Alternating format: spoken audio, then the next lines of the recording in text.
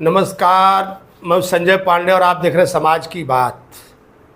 कल हरियाणा में जो चुनाव हुआ था उसका परिणाम आ चुका है, साथ में जम्मू कश्मीर का भी आप सभी को मालूम ही है। तो एक कहावत थी कि एक ही साध है सब सध है। जी हाँ, कहीं न कहीं इस जीत ने भाजपा के साथ इस कहावत को चरितार्थ किया है, क्योंकि जब लोकसभा चुनाव में बीजेपी की सीटें कम आई थी तो कहीं न कहीं बीजेपी बैक फुट पर थी, कहीं न कहीं बीजेपी बैक फुट पर चली गई थी। उसके सहयोगी भी उसको शायद गाहे बेगाहे आंखें दिखा रहे थे और विरोधी भी खूब शोर शराबा मचाए हुए थे। और इस जीत ने जो उछाल दिया है बीजेपी को, हमने कहा है आपसे, जो विरोधी थे वो तो पस्त हो ही गए, जो उनके सहयोगी थे उनको भी लगने लगा कि बीजेपी के पास वही दम है, तो शायद इनसे छटकना दिक्कत वाली बात होगी।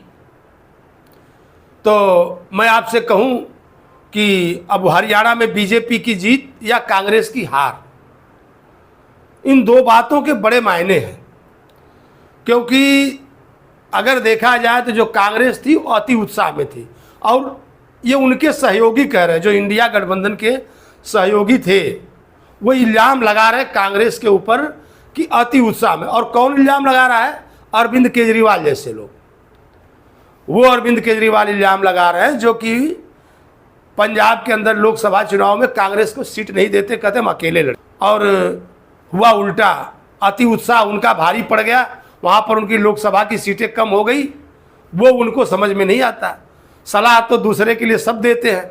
वो दिल्ली में कहते हैं कि हम अकेले लड़ेंगे, और जहाँ पर उनका कोई जनाधार नहीं है वो चाहते हैं कि हमको साथ में लेकर के हमारी तरक्की करवाए, ताकि कल हम कांग्रेस की ही लुटिया डुबा करके और हम आगे आकर के खड़ा हो जाएं। जबकि हुआ भी ऐसा ही है। आम आदमी पार्टी अगर देखा जाए तो सिर्फ कांग्रेस के कंधे पर पैर रख करके कांग्रेस को ही दबा करके ऊपर आई है। कहीं ना कहीं शायद कांग्रेस की जो लीडरशिप थी वो इस बात को समझ नहीं पाई। उसने इंडिया गठबंधन करके जो गठबंधन बनाया, या उसको लगा कि शायद इस गठबंधन के सहारे हम नरेंद्र मोदी को परास्त कर सकते हैं। और नरेंद्र मोदी को परास्त करने के चक्कर में कहीं ना कहीं वो खुद घिर से गए। क्योंकि अगर देखा जाए तो उनकी जो पार्टी के आला कमान है, कहने के लिए तो अध्यक्ष कोई और है, लेकिन अगर देखा जाए तो डीलिंग किसी और की चलती है, और वो वहाँ पर भी वो मजबूत नहीं है। अगर राहुल गांधी अपनी पार्टी को लेकर के, उनके पास एक कंट्रोलिंग पावर होता है, एक मजबूत अगर नियंत्रण होता तो शायद उनकी हालात कुछ और होते। उनके जो हालात हैं वो कुछ और होते, लेकिन नहीं। आपने देखा होगा कि हरियाणा में, मैंने कहा कि बीजेपी की जीत कहूँ या कांग्रेस की हार कहूँ, तो हरियाणा में यही हुआ। कहीं हुड्डा मुख्यमंत्री बन रहे हैं तो कहीं शैलजा, तो कहीं सुरजेवाला मुख्यमंत्री बन रहे हैं।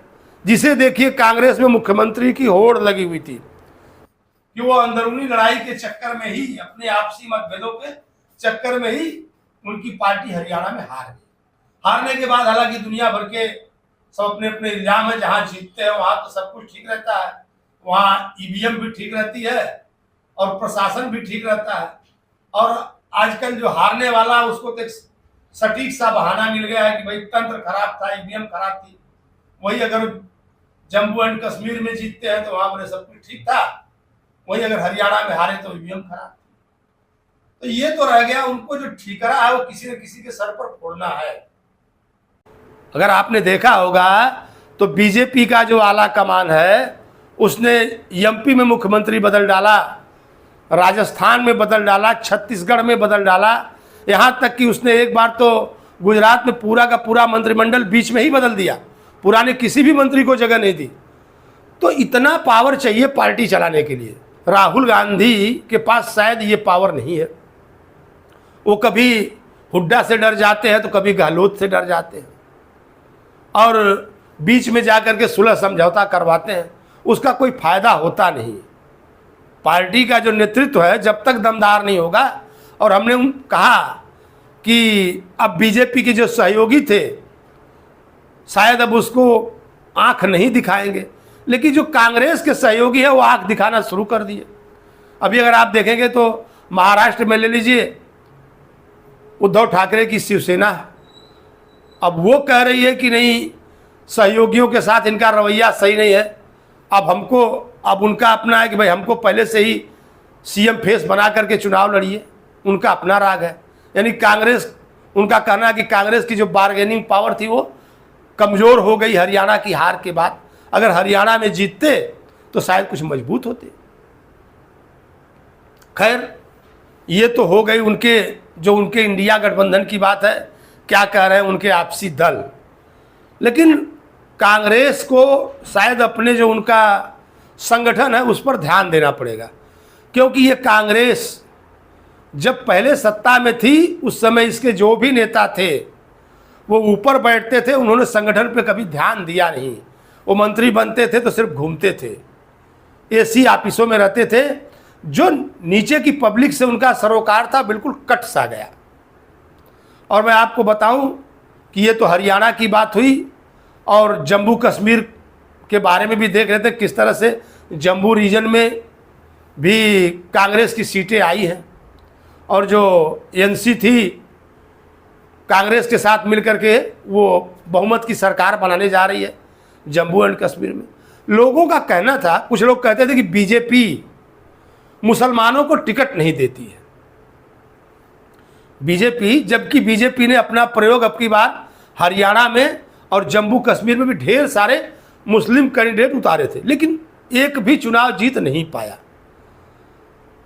तो बीजेपी भी यही कहती रहती कि हम मुसलमानों को इसके लिए टिकट नहीं देते क्योंकि खुद मुसलमान हैं, उनको वोट नहीं देते। तो आखिर वजह क्या है? जैसे बीजेपी के प्रधानमंत्री ने कहा कि बटोगे तो बांटने वाले जश्न मनाएंगे, और योगी जी ने कहा कि बटोगे तो कटोगे। तो शायद कहीं ना कहीं मुसलमान वोटर भी इसी फार्मूले पर चलने लगा है, क्योंकि हमने कई इलेक्शन में देखा है, कई जगह देखा है कि जहां पर भी जो बीजेपी के नेताओं के बयान देखे जाए तो वो कहते हैं कि भाई हमने तो सबका साथ सबका विकास की बात की थी, हमने जो भी जन कल्याणकारी योजनाएं थी सभी के लिए लागू की थी, आवास विकास से लेकर के, जल से लेकर के, पेंशन से लेकर के, हर पैसे उनको भी मिले, सब कुछ मिले। तो आखिर वजह क्या है? हमने कई इलेक्शन में देखा है, कई जगह देखा है कि जहां पर भी जो बीजेपी को हराता हुआ कैंडिडेट नजर आता है, मुस्लिम वोटरों का झुकाव उसी की तरफ हो जाता है। ये हमने बिल्कुल नोट किया है। अब उनके वोटों में बिखराव नहीं होता है, बिल्कुल अगर 2-3 मुस्लिम कैंडिडेट खड़े हैं तो सीधे सीधे जो हराता हुआ नजर आता है बीजेपी को, ज़्यादा से ज़्यादा लोग उसी को वोट करते हैं, और एक धारणा सी बन गई है। तो शायद बीजेपी भी अपने ध्रुवीकरण के चक्कर में रहती है, वो भी सोचते हैं कि 80-20 हो जाए तो उनका भी भला हो जाए। खैर 80-20 हो, जो भी हो, लेकिन जम्मू कश्मीर में एक बात जो अच्छी ये रही कि कम से कम वहाँ इलेक्शन हुआ और लोग जो है लोकतंत्र में आगे बढ़े, और आने वाले दिनों में जम्मू कश्मीर में सरकार आएगी और वहाँ के जो लोग हैं उनकी जो समस्याएं हैं उन पर शायद ध्यान जाएगा। और मैं आपको बताता चलूँ कि लोगों ने कहा कि भाई संगठन आरएसएस की भी चर्चा इस चुनाव में हुई, क्योंकि आरएसएस एक ऐसी प्रचार कंपनी है बीजेपी की जो जाती है और धीरे धीरे रैलियां करती है, छोटी छोटी सभाएं करती है और बीजेपी को वोट दिलवा देती है। और कांग्रेस के नेता सिर्फ ऊपर ऊपर हवाई सर्वे ही किया करते हैं, उनकी कोई ज़मीनी पकड़ रहती नहीं। तो हमने आपको बताया कि महाराष्ट्र से लेकर के हरियाणा और जम्मू कश्मीर के इलेक्शन हुए, और अभी मैं आपको बताऊं कि आगे जो चुनाव है महाराष्ट्र में, अब कहीं ना कहीं जो कांग्रेस के सहयोगी हैं वो कांग्रेस के ऊपर अपनी जो प्रेशर पॉलिटिक्स है उसको करते हुए नजर आएंगे। अब वो कांग्रेस के ऊपर दबाव बनाएंगे। देखिए क्या होता है। एग्जिट पोल वाली उस पर भी कुछ कहना जरूरी है, क्योंकि मैं देख रहा हूं पिछले कई चुनाव से एग्जिट पोल की जो बेइज्जती होनी है वो काफी हो रही है, हर बार हो रही है। और देखा जाए तो सभी कंपनियां लगी हुई है, और उसमें पिछले ही लोकसभा के चुनाव में जब उसने बीजेपी को दिखाया था कि हाँ ये 400 पार जा रहे हैं, 300 पार जा रहे हैं, ऐसा वैसा जो उन्होंने बताया था, तो उसके वजह से शेयर बाजार काफी कुछ 2 दिनों उछाल में रहा था। और फिर जैसे ही शेयर बाजार उछाल पर गया और जैसे रिजल्ट आया शेयर बाजार खराब हो गया, काफी निवेशकों के पैसे डूब गए। तो आखिर हमारे देश में एग्जिट पोल दिखाने की जरूरत ही क्या है? एग्जिट पोल दिखाने की जरूरत ही क्या है? जब 2 दिन बाद चुनावों का परिणाम आना ही है तो इसकी जरूरत क्या है? ये सोचना चाहिए लोगों को। और मैं फिर अपने किसी अगले दूसरे वीडियो में मिलूंगा, तब तक के लिए